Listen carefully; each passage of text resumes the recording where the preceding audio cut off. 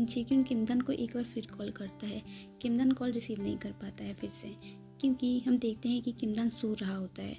दरअसल वो बीमार हो गया था। पिछली बार जेक्यून और किमदान के बीच जो भी हुआ था, उस वजह से किमदान की तबीयत ख़राब हो गई थी। और तो और किमदान उस बात को अपने मन से निकाल नहीं पा रहा था और वो अपने आप को कोस रहा था कि मैं कितना बड़ा स्टूपिड हूँ। मैंने जेक्यून के ऑफ़र को अपना कैसे लिया, मैं इतनी बड़ी गलती कैसे कर सकता हूँ। किमदान को बहुत गिल्टी फील हो रहा था कि आखिर उसने ऐसा कैसे कर दिया। किमदान सोचता है कि जेक्यून को किसी और की फीलिंग्स के बारे में बिल्कुल भी परवाह नहीं है। उसकी नज़र में हर कोई एक खिलौना है और इस बात को लेकर किमदान के मन में बहुत गुस्सा था अपने आप के प्रति कि आखिर उसने ऐसी गलती कर कैसे दी। किमदान अपनी दादी से मिलने के लिए हॉस्पिटल में जाता है। किमदान के माता पिता की मृत्यु के बाद किमदान की दादी ने ही किमदान को पाला और किमदान की ज़िंदगी में उसकी दादी के अलावा कोई अपना नहीं है। किमदान अपनी दादी से बहुत प्यार करता है और किमदान अपने दादी के इलाज के लिए ही इतनी मेहनत कर रहा है, इतना पैसा कमाने की कोशिश कर रहा है।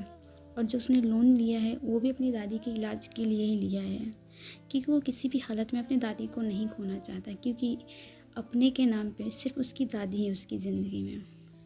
किमदान डॉक्टर के पास जाता है अपनी दादी की हालत के बारे में पूछने के लिए।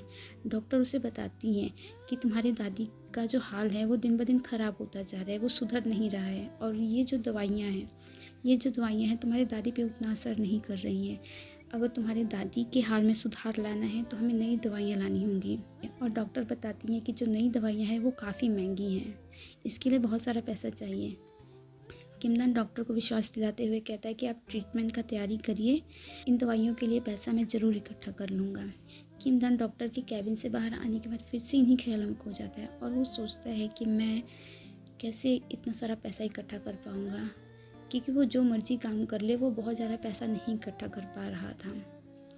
तभी उस दौरान जेक्यून का कॉल आता है और जेक्यून के कॉल को देखकर किमदान के मन में फिर से ये ख्याल आने लगता है कि क्या मुझे जेक्यून का कॉल रिसीव कर लेना चाहिए, क्या मुझे इसके साथ काम करना चाहिए, क्योंकि आज के समय में किमदान के पास सिर्फ जेक्यून ही था जो उसकी हेल्प कर सकता था इतना सारा पैसा देने में।